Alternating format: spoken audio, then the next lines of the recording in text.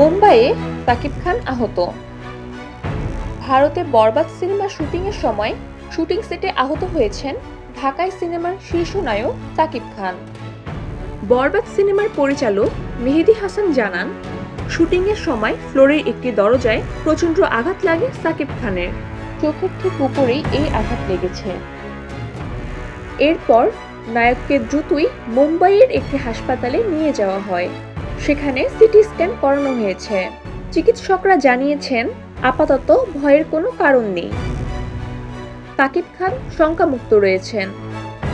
বরবাদ সিনেমায় সাকিব খানের সঙ্গে দেখা যেতে পারে কলকাতার নায়িকা ইধিকা পালকে,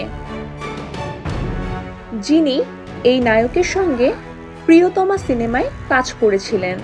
অ্যাকশনে ঘরনা এই সিনেমাটি আগামী বছর রোজার ঈদে মুক্তি পাওয়ার কথা রয়েছে।